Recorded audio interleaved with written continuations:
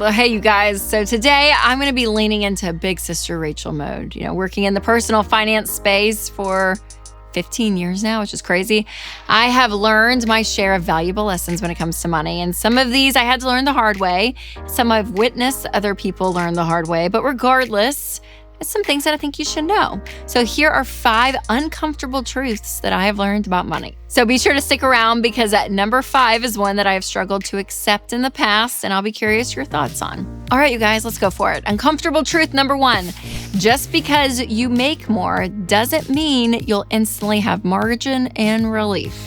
So this sounds, like, wait, what, Rachel? But shouldn't I always want to make more money? It will help always. Here's the deal. I talk to people every single day on The Ramsey Show, and they have all different kinds of income levels. And most of them are still struggling with money. And again, some of these people are making $200,000 a year and they're still living paycheck to paycheck. But then we talk to people who are making, 40, 50, 60, and they don't have debt. They have a fully funded emergency fund. They're putting money in retirement, and they're doing so well financially. And actually, net worth-wise, have more money than the person that's making $200,000 in debt and living paycheck to paycheck. So what this all comes down to, you guys, is your habits and your behavior when it comes to money. And more money doesn't mean more money, meaning if you have more money, if you're in a bad habit cycle, you're going to end up just spending more money. You're going to keep getting your same result regardless of what your income is.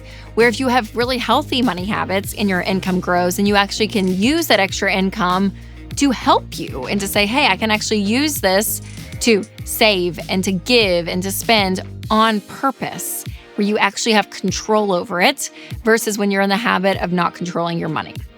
And if you guys need help in this area, this idea of, okay, how can I get control of my money? Make sure to check out EveryDollar. This is our budgeting app that is absolutely incredible. It's one that I use every single day. It helps track your spending. You're able to plan out what's going on in your life and your money. And again, it is so, so helpful. So go to everydollar.com/Rachel and get started for free today. Uncomfortable truth number 2, invest early or as soon as possible. So this is something that pays off really big at the end of your life, in a sense, where you actually got to see the power of compound interest. So when you start early and you're not distracted by like, oh my gosh, I just want to live my best life and I want to spend every dime that I make. I want to invest in things like crypto and all this stuff that's not really proven. When you do all of that and you fool around, you're missing out on compound interest. And the magic of compound interest is the earlier you start, the better off you're going to be. So I say that throughout your entire life, you're going to see this. So if you can start at 25 investing into a Roth IRA or, your 401k at work, that's incredible because over time, you're going to make so much money off of those investments versus if you're starting in your 40s or your 50s. But listen, if you are in your 40s and 50s and you're not investing a lot right now, get in a position where you can. The idea of paying off debt and having an emergency fund first is really key. But regardless of what age you are, investing should be a goal that you're working towards. And the truth is, the earlier you start, the better off you're going to be. But we don't have a time machine. We can't go back in time, sadly. But hear me loud and clear, especially if you're in your 20s, be investing. All right, the uncomfortable truth number 3 is just because you have it doesn't mean you have to spend it. So the other day I came across this guy on social media telling a story that he regrets some of the choices that he has made in this area. So basically the idea was that he got his first sales bonus, which was I think $60,000 or something. And he went and spent it on a car that was $80,000. So he overspent what he even made to buy a car. And he looks back and he was like, man, if I had just invested that, where would I be now? And he did all the numbers and stuff. It was just crazy. So what he was meaning by all of this point is that sometimes we spend money, and just because we have it, you spend money on stuff that doesn't really progress your life, right? It doesn't really create this progress that you want, not just with your money, but also with your joy and happiness. So many studies have come out that experiences and time with people you love brings more joy than buying materialistic items. So even the way we spend our money could change.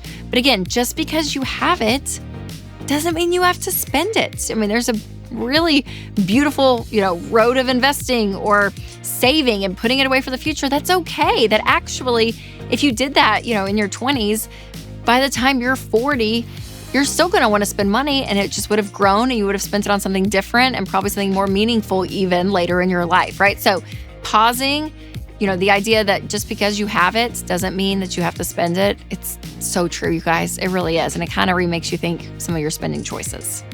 All right, uncomfortable truth number 4 is life is fragile and that will cost you. So I don't want to be a Debbie Downer here, but being in this industry for so long, we have heard every story you could imagine. So again, this could be, medical debt. This could be a freak accident. There was a death and the person who died didn't have life insurance. So now their spouse is trying to figure out the money stuff, or even infertility bills that have stacked up.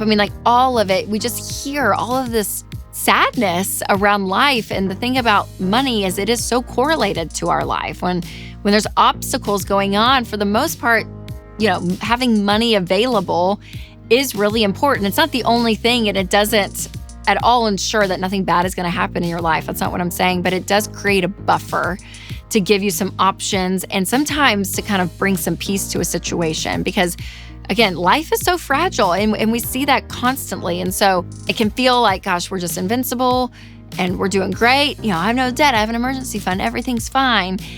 And the truth is life is going to happen, right? And so having life insurance, having health insurance, car insurance, home, auto, flood insurance, all of that. I know that sounds like, oh my gosh, Rachel, it just sounds like a lot. And I don't know.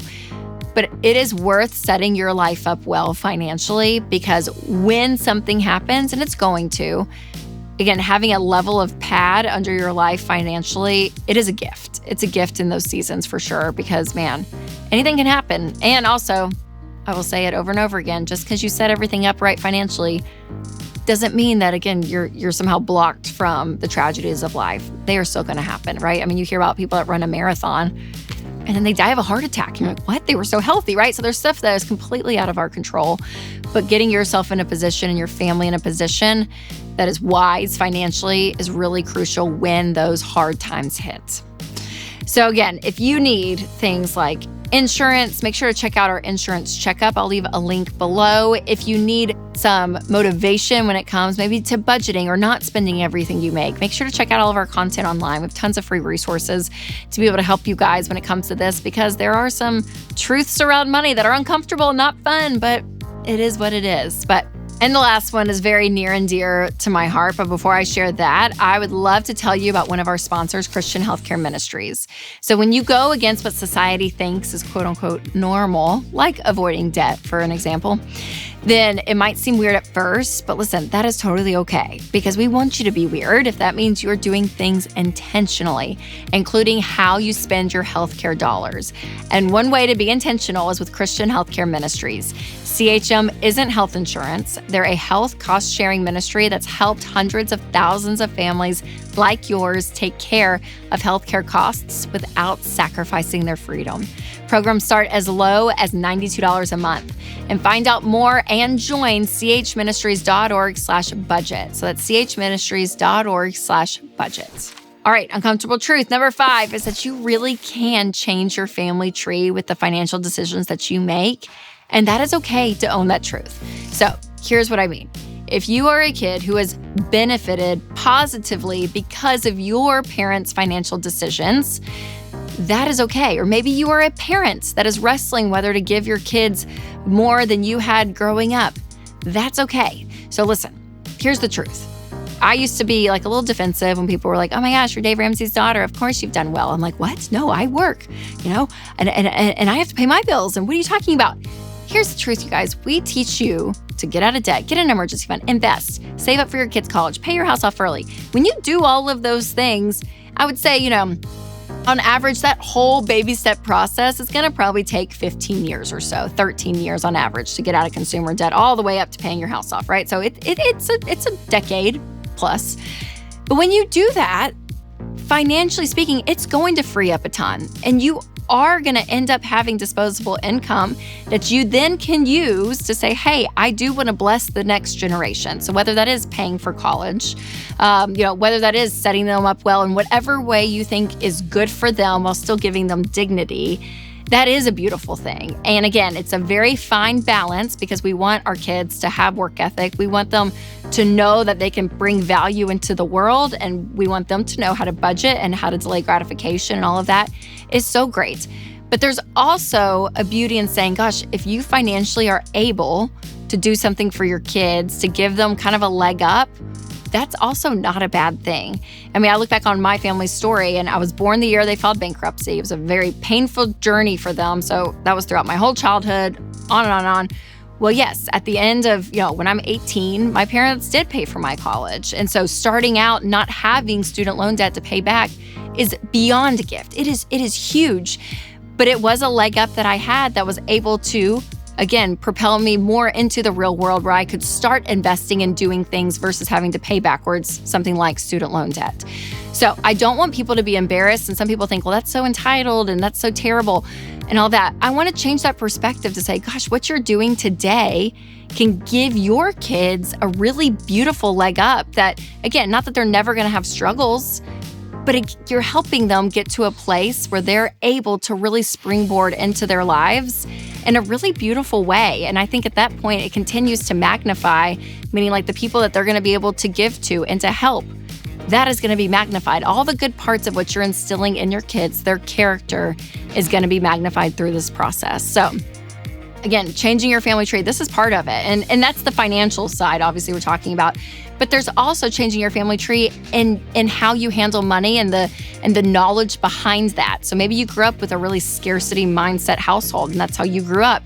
You can give your kids a totally different outlook. You can change your family tree by viewing money totally differently, that it's not our identity, and that, yeah, we have the ability to make some money, and that's great. And there's an abundance mindset there, and you're not stressed or scared constantly by it. That's freedom in and of itself, just the mindset that you get to change within your family. So whether it's dollar amounts or mindset, changing your family tree around this topic, where this is a blessing, not a curse, is such a gift, such a gift. All right, you guys, some of the uncomfortable truths that are real, very, very real, but I think important to face. Now, I mentioned Dave earlier in this, so I have another episode with him in it, and this is 8 things that you should do differently with your money in 2024. It was one of my most popular episodes this year, so make sure to check it out.